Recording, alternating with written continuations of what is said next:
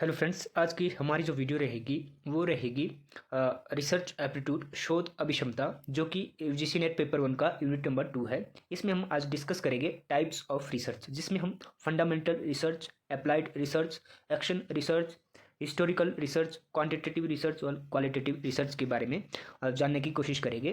जैसे x post research क्या होती है, एक्सप्लेनेटरी रिसर्च क्या होती है, एक्सपेरिमेंटल रिसर्च क्या होती है, एक्सेट्रा। तो ये सारी रिसर्च हम इस वीडियो में कवर कर रहेंगे। तो फ्रेंड्स, अगर आप यूजीसी नेट की तैयारी कर रहे हैं तो पेपर 1 की सारी जो वीडियो है वो इस चैनल पे आपको मिलती रहेगी। और उसके साथ ही अगर आपका पेपर 2 पॉलिटिकल साइंस है तो उसकी वीडियो भी यहाँ मैं डालता रहता हूँ, जिसमें आपको प्रीवियस ईयर क्वेश्चन पेपर, ठीक है, पॉलिटिकल साइंस की लेक्चर वीडियो और पेपर 1 की लेक्चर वीडियो मिलती रहेगी। This is my achievement. तो आप क्या है इस चैनल की प्लेलिस्ट में जाकर क्या है वीडियो देख सकते हैं। तो चलिए अब वीडियो को स्टार्ट करते हैं, अपने टॉपिक पे आते हैं। तो फ्रेंड्स, टाइप ऑफ रिसर्च, अनुसंधान के प्रकार। तो सबसे पहले जो रिसर्च है जो हम डिस्कस करेंगे वो है एक्शन रिसर्च, क्रियात्मक अनुसंधान। तो इसका जो एक मेन की पॉइंट है वो है इसमें हम क्या है अनुसंधान में तत्कालीन समस्या का हल करते हैं। ठीक है, इस रिसर्च में हम क्या करते हैं, इमीडिएट प्रॉब्लम का सॉल्यूशन करते हैं। तो कई बार ये नेट में पूछा गया है ये क्वेश्चन कि एक्शन रिसर्च क्या है। तो आपने याद रखना है कि क्रियात्मक अनुसंधान, इस अनुसंधान में क्या है, हम तत्कालीन समस्या का हल करते हैं। नेक्स्ट इसका पूछते हैं फ्रेंड्स, इसका प्रोसेस पूछते हैं कि एक्शन रिसर्च का प्रोसेस बताओ। तो इसके 4 स्टेप है। ठीक है, आप स्टेज कह सकते हैं। सबसे पहले है पहली है प्लानिंग स्टेज। तो जब भी हम किसी समस्या का सॉल्यूशन करते हैं, ठीक है, तो उसमें हम सबसे पहले प्लानिंग करते हैं। ठीक है, कि समस्या का कारण क्या है, ठीक है, उसके पीछे उसका इम्पैक्ट क्या है, ये सब चीज़ें जानने की कोशिश करते हैं। और उसका समस्या का हल हमने कैसे करना है, क्या मेथड्स रहेंगे हमारे, ठीक है, उस प्रॉब्लम को सॉल्यूशन निकालने में। ठीक है, तो ये सब हम प्लानिंग करते हैं फर्स्ट स्टेज में। ठीक है, फिर उसके बाद नेक्स्ट जो स्टेज आती है वो आती है एक्टिंग स्टेज।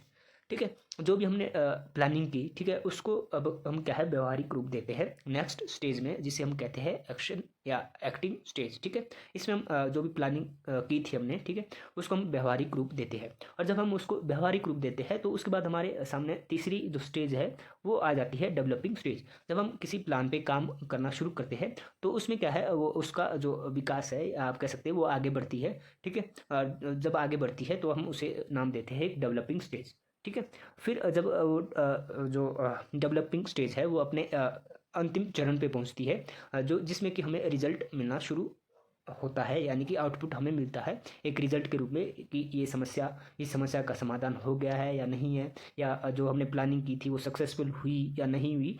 तो वो आती है 4th स्टेज, जिसमें कि जिसे हम की रिफ्लेक्टिंग स्टेज कहते हैं। ठीक है, तो 4 स्टेजेस थे एक्शन रिसर्च के प्रोसेस के। पहली है प्लानिंग स्टेज, ठीक है, जिसमें हम प्लान करते हैं। फिर है एक्टिंग स्टेज, जिसमें हम क्या है एग्जीक्यूट करते हैं कोई भी प्लान। फिर आती है डेवलपिंग स्टेज, जिसमें कि जो हमारी एग्जीक्यूट किया गया प्लान है उसका हमें परिणाम मिलना स्टार्ट हो जाता है। ठीक है, फिर नेक्स्ट स्टेज आती है रिफ्लेक्टिंग स्टेज, जिसमें हमें या तो सक्सेस मिलती है या हम उसमें क्या लॉसेस मिलते हैं। तो ये 4 स्टेजेस थी। तो ये भी कई बार यहाँ से क्वेश्चन पुट हुआ है। कई बार ऐसे पूछा कि एक्शन रिसर्च के प्रोसेस बताओ, फिर एक मिस होगी इसमें, या फिर जैसे रिफ्लेक्टिंग स्टेज में कुछ और ऐड कर दिया। तो आपको पता होना चाहिए कि चारों स्टेज के बारे में कि कौन कौन सी है। तो इसमें हमने समझने की कोशिश की एक्शन रिसर्च क्या होती है, जिसमें इमीडिएट समस्या का समाधान किया जाता है। ठीक है, उसे हम एक्शन रिसर्च कहते हैं, प्रोसेस ऑफ एक्शन रिसर्च। अब हम नेक्स्ट देखते हैं classification of research on the basis of output. अब हम परिणाम के आधार पर वर्गीकरण करेंगे रिसर्च का, जो कि 2 आधार पर होता है, बेसिक रिसर्च और अप्लाइड रिसर्च। मौलिक अनुसंधान, इसे हम फंडामेंटल रिसर्च भी कहते हैं। ये रिसर्च क्या होती है, जिसमें कि हम क्या है मूलतः ज्ञान के वर्तमान संग्रह में वृद्धि करती है। ठीक है, या जैसे जो ऐसी रिसर्च जो हमारे वर्तमान जो ज्ञान है उसमें वृद्धि करे, ठीक है, उसे हम कहते हैं बेसिक या फंडामेंटल रिसर्च। सिंपल है। ठीक है, जैसे हम जब हम छोटे होते थे तो हमें ज़्यादा पता नहीं होता था। जैसे जैसे हम क्या है आगे क्लासों में बढ़ते गए तो हमें बहुत सारी नॉलेज हम गेन करते गए, तो वो क्या होती है बेसिक रिसर्च होती है। जैसे जैसे हमें किसी नए बात का या नई चीज़ का पता लगता है, जो हमारे ज्ञान में वृद्धि करती है, नॉलेज में वृद्धि करती है, तो हम उसे कहते हैं फंडामेंटल रिसर्च। ठीक है, नेक्स्ट है अप्लाइड रिसर्च। जब हम जो हमने ज्ञान प्राप्त किया है, ठीक है, जब हम उसको अप्लाइड करते हैं, ठीक है, व्यवहारिक रूप देते हैं, ठीक है, विशिष्ट एवं व्यवहारिक समस्या का समाधान करती है, तो हम उसे क्या कहते हैं अप्लाइड रिसर्च। ठीक है, मैंने क्या कहा कि जब हम जो हमें नॉलेज होती है या जो हमने रिसर्च की, ठीक है, जब हम उसको व्यवहारिक रूप देते हैं, ठीक है, उसको अप्लाई करते हैं, तो उसे कहते हैं हम अप्लाइड रिसर्च, ठीक है। जैसे फॉर एग्जांपल कि हमें स्कूल में सिखाया गया साइंस की क्लास में कि पानी क्या है, जब आप पानी को उबालते हैं या गर्म करते हैं तो वो 100 डिग्री के टेम्परेचर में उबलना स्टार्ट हो जाता है। तो हमने जब इसके ऊपर अप्लाइड किया कि ऐसा सच में है या नहीं, एक नई बात हमें पता चली, तो जब हम उसको अप्लाई करते हैं तो उसको हम कहते हैं अप्लाइड रिसर्च, उसको व्यवहारिक रूप देते हैं, तो वो क्या है, अप्लाइड रिसर्च, ठीक है। आई थिंक आपको ये दोनों समझ आ गई होगी आउटपुट के बेसिस पे, बेसिक या फंडामेंटल रिसर्च और अप्लाइड रिसर्च। नेक्स्ट है classification on research on the basis of logic, ठीक है। तर्क के आधार पर हम क्या है रिसर्च को दो तरह से देखेंगे। एक है इंडक्टिव रिसर्च, आगमनात्मक अनुसंधान। नेक्स्ट है डिडक्टिव रिसर्च, निगमनात्मक अनुसंधान। सबसे पहले हम डिडक्टिव मेथड या रिसर्च को पढ़ने की कोशिश करेंगे, समझने की कोशिश करेंगे। तो फ्रेंड्स ये चलती है सामान्य से विशेष, ठीक है, जनरल टू पर्टिकुलर, ठीक है। तो जैसे फॉर एग्जांपल हमने कोई साधारण सी बात कर दी, ठीक है, हम इसमें क्या है जो डिडक्टिव रिसर्च है इसमें हम साधारण सी बात करते हैं या कोई सिद्धांत देते हैं, ठीक है। अब फॉर एग्जांपल आई थिंक आपने पढ़ा होगा या नहीं, महात्मा गांधी ने एक सिद्धांत दिया था ट्रस्टीशिप का सिद्धांत, ठीक है। अगर आप पॉलिटिकल साइंस के स्टूडेंट हैं तो आप इसे ज़रूर समझेंगे। महात्मा गांधी ने एक थ्योरी दी थी या सिद्धांत दिया था ट्रस्टीशिप का, ठीक है। वो उसमें क्या कहते हैं कि जो उद्योगपति है या पूंजीपति जो लोग हैं, ठीक है, या जिनके पास पैसा है, वो एक स्तर के बाद या जितनी उनकी आवश्यकता है उसके बाद वो अपना पैसा किसको दे देंगे, किसको दान करेंगे, जो गरीब लोग हैं या जो असहाय लोग हैं उनको दे देंगे, ठीक है। एक ट्रस्ट, वो क्या है, उन पैसों को एक ट्रस्ट के रूप में देखेंगे कि एक हम उनके क्या है सिर्फ ट्रस्टी है।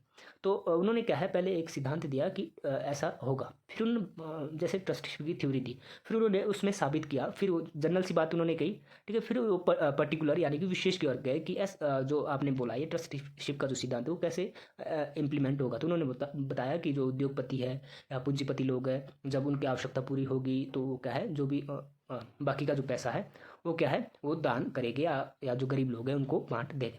तो मेरा कहने का मतलब है कि जो डिडक्टिव रिसर्च है वो जनरल टू पर्टिकुलर जाती है, ठीक है। इसे हम क्या है सोशल साइंस, ठीक है, हिस्ट्री में ज़्यादातर यूज करते हैं। जो ह्यूमैनिटीज़ के सब्जेक्ट होते हैं उसमें हम क्या है डिडक्टिव रिसर्च यूज करते हैं, और जो साइंस है, ठीक है, इसमें हम क्या है इंडक्टिव रिसर्च यूज करते हैं। आगमनात्मक अनुसंधान ये क्या है विशेष से सामान्य की ओर जाती है, ठीक है। इसमें हम क्या है पहले उस कोई घटना घट रही है उसके पीछे लॉजिक समझने की कोशिश करते हैं, ठीक है। तो जैसे हम कहते हैं कि जो न्यूटन है वो एक बारी क्या है पेड़ के नीचे सो रहा था और उसके सर पर सेब गिरा, फिर उसने सोचा कि ये सेब नीचे ही क्यों गिरा, ठीक है, ऊपर भी जा सकता था।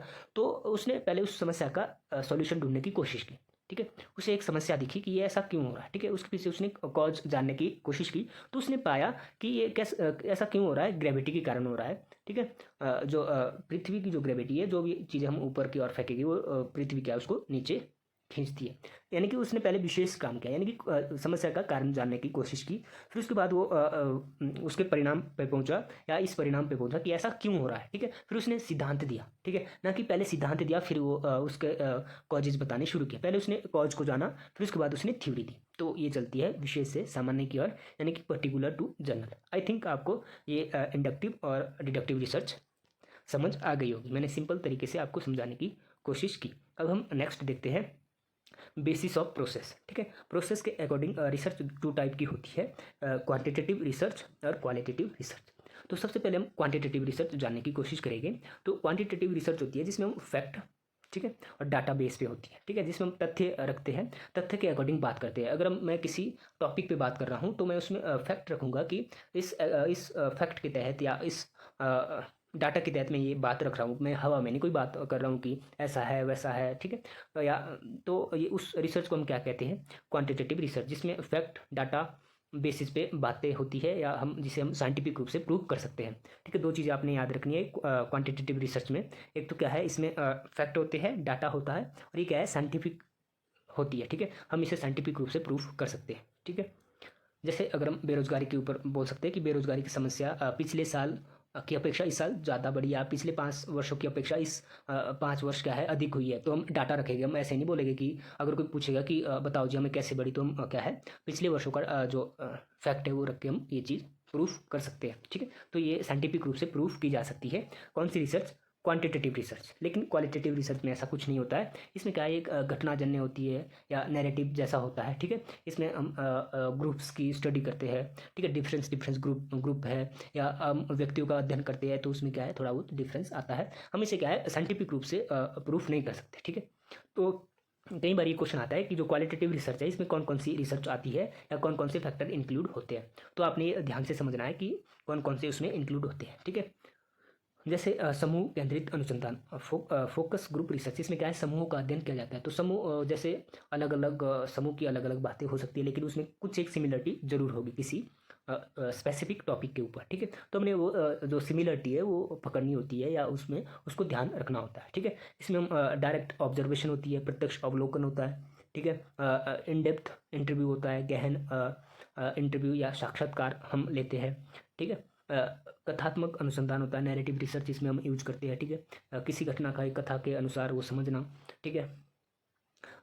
फिर होता है घटनाजन्य अनुसंधान, ठीक है। Phenomenological research, case study research जो कि छोटे लेवल पे होती है, ठीक है। व्यष्टि अनुसंधान। तो ये सारे जो फैक्टर है ये इसमें आते हैं क्वालिटेटिव रिसर्च में, तो ये आपने याद रखना है। तो कभी कभार क्वेश्चन ऐसे डला है कि जो क्वालिटेटिव रिसर्च है इसमें कौन कौन से फैक्टर है, जैसे 3 फैक्टर ऊपर के डाल दिए, फिर चौथा डाल दिया साइंटिफिक फैक्टर, और आपने बताना इनमें से कौन सा नहीं है। तो आपको पहले ही पता होना चाहिए कि साइंटिफिक जो रूप से प्रूफ हो सकती चीज़ें वो किस में आती है, वो तो क्वांटिटेटिव रिसर्च में आती है, ना कि क्वालिटेटिव रिसर्च में।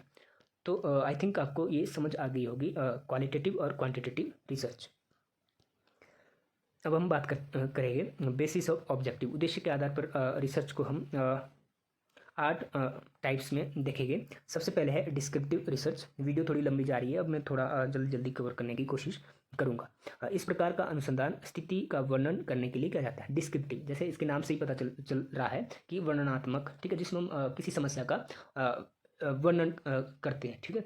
इन डेप्थ रूप से हम किसी प्रॉब्लम जो सॉल्यूशन की कोई प्रॉब्लम है उसका सॉल्यूशन निकालने की कोशिश करते हैं। मेन इसमें है एक्स पोस्ट फैक्टो रिसर्च, ठीक है। किसी घटना के संबंध में जब हम उसका इम्पैक्ट देखने की कोशिश करते हैं, कोई भूतकाल की घटना का वर्तमान में क्या इम्पैक्ट है, ठीक है। ये इसका की पॉइंट है फ्रेंड्स, कि भूतकाल की घटना का प्रेजेंट सिनेरियो में क्या इम्पैक्ट है। इसे जानने के लिए जब हम रिसर्च करते हैं तो उसे कहते हैं हम एक्स पोस्ट फैक्टो रिसर्च। और कई बार ये यूजीसी नेट के एग्जाम में पूछ ली गई ये रिसर्च, जो आपने ध्यान रखना है कि किसी भूतकाल की जो घटना है उसका इम्पैक्ट वर्तमान में क्या है, ये जानने की जब हम कोशिश करते हैं या रिसर्च करते हैं तो उसे हम कहते हैं x post facto research. Next है हिस्टोरिकल रिसर्च, जिसमें हम ऐतिहासिक घटनाओं का वर्णन करते हैं, उसे समझने की कोशिश करते हैं, उनसे कुछ सीख लेने की कोशिश करते हैं, तो हम उसे कहते हैं हिस्टोरिकल रिसर्च। वर्तमान हालतों के परिप्रेक्ष्य में भूतकाल तथा वर्तमान घटना की चर्चा करना, ये इजी है।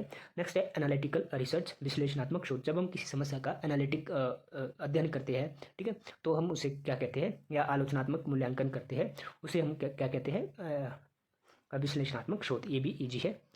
जो इसमें मेन है वो मैं आपको बताता चला जाऊंगा। तो नेक्स्ट है को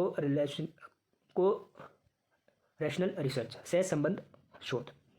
इसमें क्या है, टू फैक्टर के बीच हम क्या है इंटर रिलेशन देखने की कोशिश करते हैं। जैसे फैक्टर 1 और फैक्टर 2 है, इस फैक्टर 1 का फैक्टर 2 के साथ क्या रिलेशन है और फैक्टर 2 का फैक्टर 1 के साथ क्या रिलेशन है, ये समझने की कोशिश करते हैं।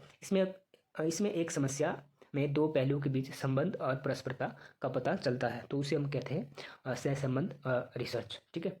नेक्स्ट है एक्सप्लेनेटरी रिसर्च, ठीक है, जिसमें हम व्याख्यात्मक शोध करते हैं। ये क्या है, कैसे और क्यों का अध्ययन जिसमें हम करते हैं, ऐसे प्रश्नों का हल निकालने की कोशिश करते हैं, उसे हम कहते हैं एक्सप्लेनेटरी रिसर्च, ठीक है। ये भी इजी है। नेक्स्ट है एक्सप्लोरेटरी रिसर्च, ये थोड़ी इंपॉर्टेंट है। एक्सप्लोरेटरी क्या होती है, शोध का लघु स्वरूप होता है या रूप होता है। जैसे जब आप आगे पीएचडी करेंगे तो पीएचडी करने से पहले आपको क्या है, रिसर्च प्रपोजल तैयार करना पड़ता है, जिसमें आप क्या है, आप का टॉपिक क्या रहेगा, ठीक है, रिसर्च का टॉपिक क्या रहेगा, ठीक है, उसमें आप कौन सी मेथोडोलॉजी यूज करेंगे, ठीक है, सैम्पलिंग का साइज क्या रहेगा, ठीक है, उसमें आप बताएंगे कि इस जो मैं रिसर्च कर रहा हूँ उसके बेनिफिट्स क्या होंगे, ठीक है, इसमें इसके डिमेरिट्स क्या है, इसके मेरिट्स क्या है, ये सब चीज़ें आप उसमें बताएंगे, ठीक है, रिसर्च प्रपोजल में। तो उसे हम कहते हैं एक्सप्लोरेटरी रिसर्च, यानी कि शोध का एक लघु स्वरूप, ठीक है। तो ये आपने याद रखना है। नेक्स्ट है एक्सपेरिमेंटल रिसर्च, ये भी बहुत ही इंपॉर्टेंट है। एक्सपेरिमेंटल कई बार एग्जाम में पूछी है, यहाँ से क्वेश्चन आया है, जिसमें हम कारण और प्रभाव के संबंधों को जो दर्शाता है जो रिसर्च, ठीक है।